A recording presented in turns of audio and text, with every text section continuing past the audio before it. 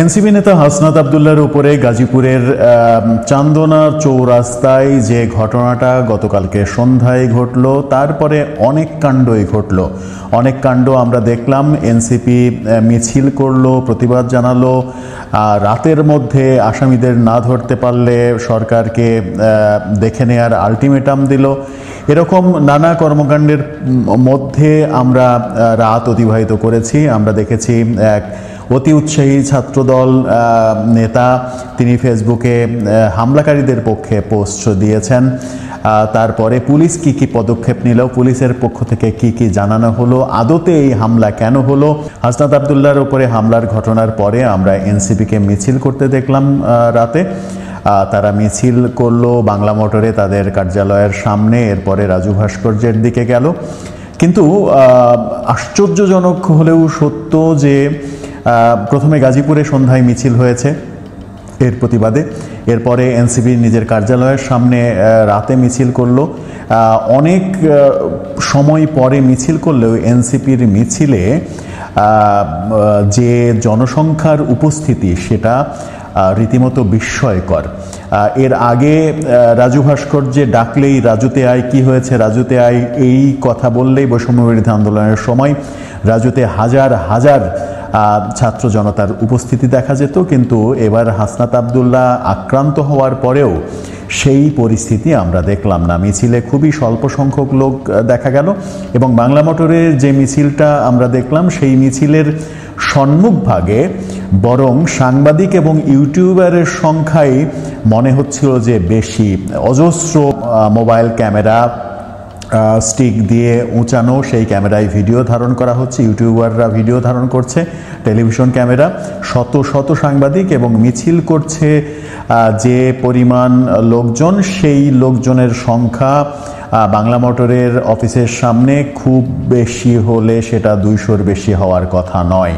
এরকম পরিস্থিতি কেন হলো সেটাও অবাক করার মতো ঘটনা। কারণ এই ছাত্র নেতাদের ডাকে আমরা দেখেছি বৈষম্যবিরোধী আন্দোলনের সময় সাড়া দিতে সবাইকে হাজার হাজার ছাত্র জনতা জড়ো হয়েছে, যেখানে ডেকেছে সেখানেই জড়ো হয়েছে। কিন্তু এখন জনপ্রিয়তায় ভাটা পড়েছে বলেই মনে হচ্ছে। নানা রকমের বিতর্কিত কর্মকাণ্ডের ফলে এনসিপি নানা রকমের সমালোচনার মধ্যে রয়েছে। তার একটা ছাপ এবার স্পষ্ট বোঝা গেল যে মিছিলটা দীর্ঘ হলো না, এটা এনসিপির জন্য বেশ হতাশাজনক। সেই হতাশার মধ্যেই তারা মিছিল করেছে, সরকারকে আলটিমেটাম দিয়েছে। হাসনাত আবদুল্লাহর উপরে হামলায় পুলিশ কি বলছে, দৈনিক কালবেলা এই ব্যাপারে যেটা বলেছিল, প্রথমে পুলিশের আরও আপগ্রেড আছে সেটা আমরা জানাচ্ছি। কালবেলা বলেছিল, গাজীপুর মহানগর পুলিশের উপকমিশনার রবিউল ইসলাম বলেছেন, হাসনাত আবদুল্লাহর উপরে হামলার ঘটনায় সিসিটিভি ফুটেজ পর্যবেক্ষণ করে দেখছি, দায়ীদের ধরতে পুলিশের একাধিক টিম কাজ শুরু করেছে। এদিকে ঠিক কী কারণে হাসনাত আবদুল্লাহর ওপরে গাজীপুরে হামলা হয়েছে কিংবা গাজীপুরে কী কারণে হাসনাত আবদুল্লাহ গিয়েছিলেন, এটা এনসিপি নেতারা এমনকি পুলিশও বলতে পারেনি। গাজীপুরে আসলে কি কারণে গিয়েছিলেন হাসনাত আবদুল্লাহ, এনসিপি নেতারাই বা জানলেন না কেন হাসনাত আবদুল্লাহর গাজীপুরে যাওয়ার এই তথ্য? এই কথাটা বলছে দৈনিক কালবেলা। তারা এনসিপি নেতাদের সঙ্গে কথা বলে জেনেছে যে কেন গাজীপুরে গিয়েছিলেন হাসনাত আবদুল্লাহ, সেটা এনসিপি কর্মীরা গাজীপুরের কেউ জানেন না। এরপরে একটা মজার কাণ্ড ঘটেছে, সেটা হচ্ছে যে বিএনপির একজন কর্মী, ছাত্রদলের একজন নেতা হাসনাত আবদুল্লাহর উপর হামলার পরে তিনি ফেসবুকে একটা বিতর্কিত পোস্ট দিয়েছেন। তিনি সার্জিস আলমের দেয়া হাসনাত আবদুল্লাহকে নিয়ে সেই পোস্টটা শেয়ার করে লিখেছিলেন, সবাই দ্রুত এগিয়ে যান, যারা হামলা করেছে তাদেরকে সাহায্যের জন্য হাত বাড়ান। পরবর্তীতে অবশ্য তিনি সমালোচনার মুখে সেই পোস্ট, উৎস তার নাম, সেই পোস্ট তিনি ডিলিট করে দেন। কিন্তু কেন এই পোস্টকে নিয়ে দৈনিক কালের কণ্ঠ এটা নিশ্চিত করছে যে এই ঘটনাটা ঘটেছে। আমরা তার স্ক্রিনশটটাও পেয়েছি। নিজের পোস্ট নিজেই ডিলিট করে আর একটা পোস্ট দিয়েছেন তিনি। সেখানে তিনি লিখেছেন যে হাসনাত আবদুল্লাহর উপরে হামলাকারীদের সহায়তার জন্য আহ্বান জানানো তামিম তামজিদ উৎস। তিনি বলেছেন যে হাসনাত আবদুল্লাহর ওপরে হামলার তথ্য যখন আমার সামনে আসে তখন আমি সেটা নিয়ে পোস্ট করার জন্য রিফাত রশিদের প্রোফাইলে যাই হাসনাতের উপরে হামলার পরবর্তী কোনো ভিডিও বা ছবির জন্য। হঠাৎ করে খেয়াল করলাম রিফাত রশিদের প্রোফাইলে পোস্টটা আর দেখা যাচ্ছে না। অতঃপর হামলার নিউজটাকে ভ্রান্ত ভেবে আমি ট্রল করে পোস্ট দিয়েছিলাম। পরবর্তীতে যখন হামলার সত্যতা পাই তখন আমি দ্রুততম সময়ের মধ্যে তা ডিলিট করে পরে তিনি বলেছেন যে আমি এই ঘটনার জন্য ক্ষমা চাই। এদিকে পুলিশ সর্বশেষ পুলিশের সূত্র থেকে আমরা যে জানতে পেরেছি এবং দৈনিক ক্যাম্পাস ডেইলি ক্যাম্পাস তারা নিশ্চিত করছে যে যুবলীগ নেতাসহ 2 জনকে পুলিশ আটক করেছে। যদিও তারা পুলিশ কোনো প্রমাণ পেয়েছে কিনা সেটা নিয়ে যথেষ্ট সন্দেহ রয়েছে, কিন্তু যেহেতু এনসিপির পক্ষ থেকে আলটিমেটাম দেওয়া হয়েছে রাতের মধ্যে আসামি ধরতে হবে, সুতরাং দুজনকে পুলিশ ধরেছে।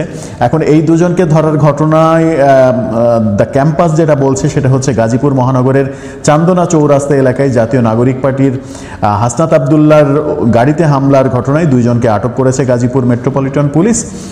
রাতে আটক করা হয় বলে গাজীপুর মেট্রোপলিটন পুলিশের উপ police commissioner DC Rabiul Hasan নিশ্চিত করেন।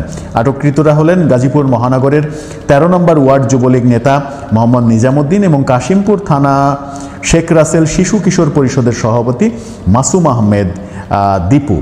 ডিসি রবিউল জানান যে সন্ধ্যায় চান্দনা চৌরাস্তা এলাকায় মোটরসাইকেল যোগে দুর্বৃত্তরা এসে পেছন থেকে এনসিপি নেতা হাসনাতের গাড়িতে হামলা চালায়। এতে গাড়ির কাঁচ ভেঙে যায়। চালকের ভাষ্যমতে হামলাটি ছিল সুপরিকল্পিত।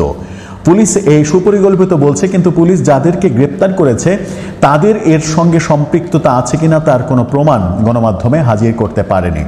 সন্ধ্যায় জানিয়েছিল যে তদন্ত চলছে, সিসিটিভি ফুটেজ থাকলে সেগুলো চেক করা হবে, চেক করে জানানো হবে, কিন্তু আমরা তার পরবর্তীতেই দেখলাম 2 জনকে গ্রেপ্তার করা হলো। এই ঘটনা যেন আবার কোনো জজমিয়া নাটক না হয় সেই প্রত্যাশা সকলেরই থাকবে, কারণ আমরা বাংলাদেশে জজমিয়া নাটক দেখতে অভ্যস্ত। যেহেতু এনসিপি থেকে বলা হয়েছে, আলটিমেটাম দেওয়া হয়েছে রাতের মধ্যে ধরতে হবে, সেহেতু যেনতেনভাবে কাউকে ফাঁসিয়ে দিয়ে পুলিশ দায়সারা কাজ যেন না করে সেই ব্যাপারে সচেতন থাকতে হবে, কারণ আমরা কোনোভাবেই এত বড় একটা ঘটনাতে জজমিয়া নাটক দেখতে চাই না।